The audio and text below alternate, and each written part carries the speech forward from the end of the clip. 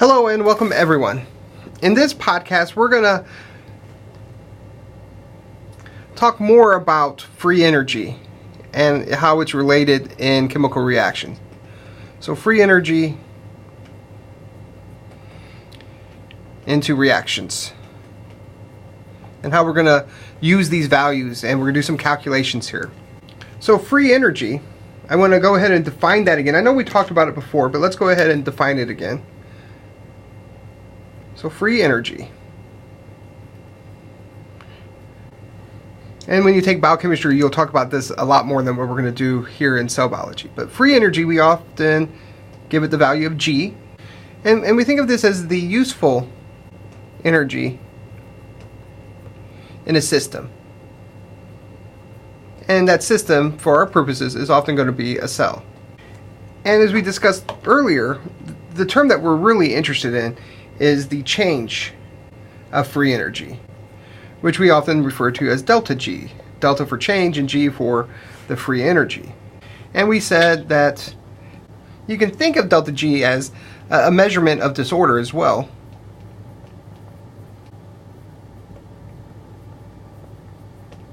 In the universe when a reaction occurs. And as we've said before, a negative delta G means we're talking about a spontaneous reaction. Doesn't mean it's automatically going to happen like we talked about in the last podcast. It just means that the amount of energy in the reactants is greater than the amount of energy in the products. A positive delta G means it's not a spontaneous reaction. Okay, so let's begin our discussion of chemical equilibrium with a simple reaction. We have a reactant here. Let's draw two, A plus B, and it proceeds through this chemical reaction with some enzyme involved to C, the product. We know that this being a spontaneous reaction that our delta G is negative, and we know that it is spontaneous. And though I didn't show it here previously, we know there's a very low rate of return going from C to A plus B. A factor that also determines the rate at which A and B become C that we haven't talked about is this variable called concentration. At the beginning of the reaction here, the concentration of A and B was high, but over time the concentration of C also begins to rise. And as long as we don't have some way of introducing more and more and more of A and B, or removing C for some other process in the cell, what will happen is we will reach a chemical equilibrium, where the rates, the forward rate and the reverse rate, are the same.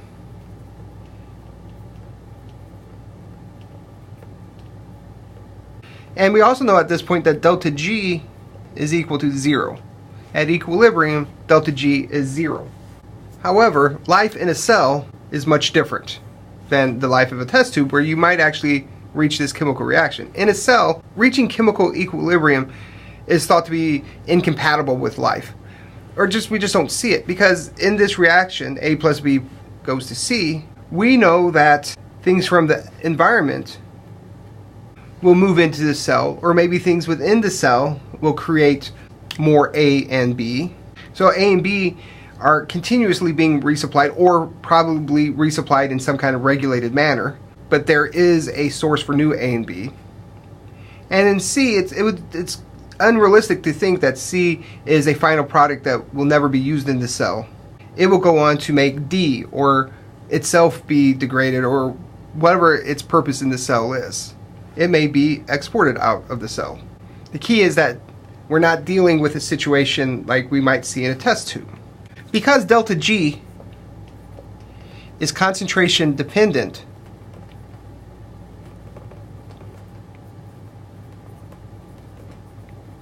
it's not as useful if we want to compare the relative energies that we might find in different reactions. The value of delta G will change depending on the concentration of the product versus the concentration of the reactants. So we need a value that is not concentration dependent.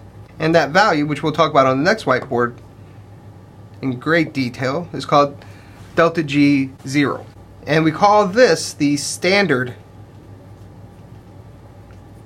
free energy change.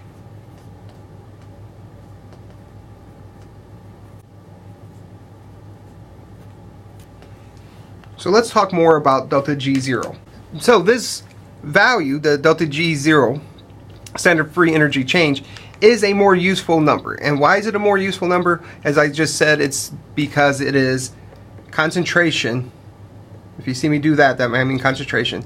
It's concentration independent. I'm going to write this equation down. You won't have to memorize it. You'll always be able to look it up, or you'll have a version of it for certain problems. But we can calculate delta G if we know delta G 0 like so. And many chemical reactions, we know what that is, some of the standard ones. Plus R, which is the gas constant,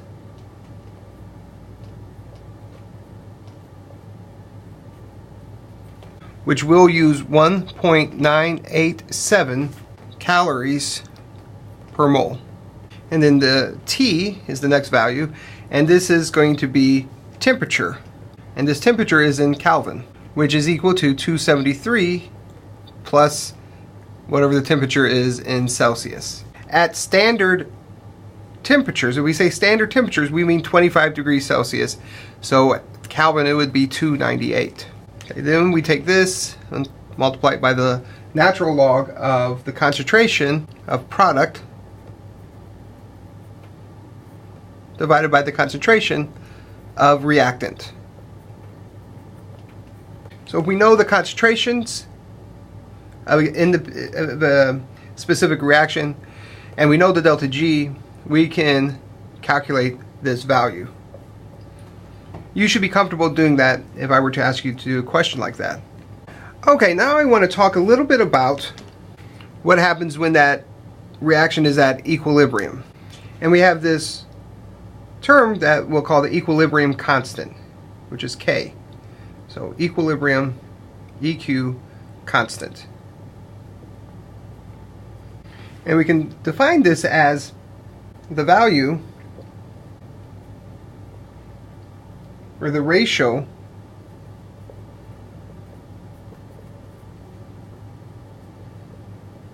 of substrate to product is at equilibrium.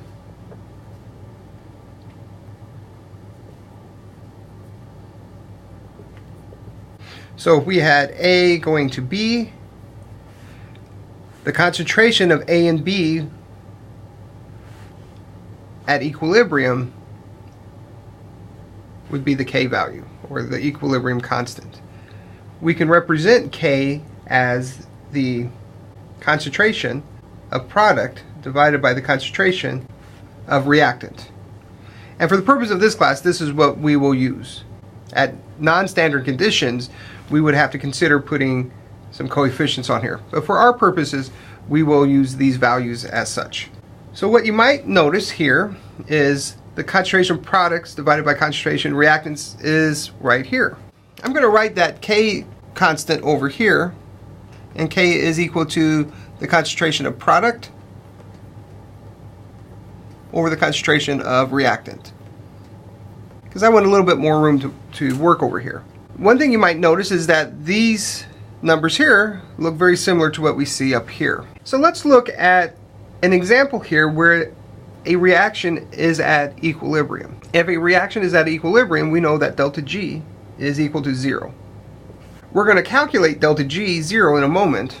R and T, the gas constant, times the temperature. And unless otherwise told, you can always assume that we're at standard conditions, in which case it will be 273 plus 25 degrees, or 298. And then we'll multiply that by the natural log of product, the concentration of the product, over the concentration of the reactant. So at equilibrium, what we know is that this here can be replaced with just the equilibrium constant. So let's do that. So it's just the natural log of K, because again, we're at equilibrium. Now if we want to solve for delta G using some algebra, we can have this value. So if at equilibrium, you should be able to use this equation here to calculate delta G0. Okay, you should know all three of these reactions and how to use them. For our purposes, though, this delta G0 is probably the most important one as we begin to move forward, because we know that it's independent of the concentration. Being independent of the concentration is important when we're starting to look at cellular reactions, because we know that the concentrations of products and reactants change. So when we start thinking about the spontaneity of certain reactions, this number is important, because just like with delta G, a negative delta G0 is spontaneous. A positive delta G0 is not spontaneous.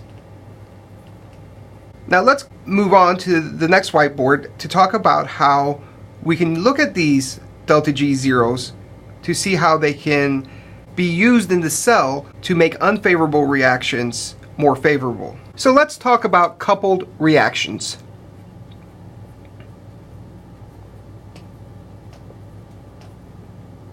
Not all reactions in a cell are favorable, but many are. So let's talk about a favorable one first. We have some reactants up here we'll call A at a high energy state, and they will go to B. This has a negative delta G0, and so it is a spontaneous reaction. It's a favorable reaction. However, this reaction here, going from C to D, is not favorable. It has a positive delta G0. Both of these reactions are important for the cell to exist and continue to exist, but this reaction is not likely to occur. Fortunately, as this reaction proceeds, it gives off energy in one form or the other. So next I'd like to talk about sequential reactions. Okay, so let's look at a generic example here. Let's say we have a reactant A that's going to be converted to B, and then B will be converted to C. The reaction going from A to B is a fairly unfavorable reaction. The reaction from B to A is actually a little bit more favorable. But from A to B, the delta G0, and let's just make up a number. Let's just give it a plus. However, if B is in the cell, it will be converted to C. In fact, at a pretty spontaneous rate. Its delta G0, let's say, is minus 18. There's always a little bit of a weak return going this way too. But this is the most favorable of all the reactions we're seeing here. These sequential reactions use the delta G's of each other and add them together. So these delta G's, just right here, delta G0s, in a sequential reaction are additive. So in this case, the delta G for these two reactions combined would be a delta G of minus 10. An overall favorable reaction of the two. The enzyme involved in this reaction sort of acts as a siphon, as your book describes.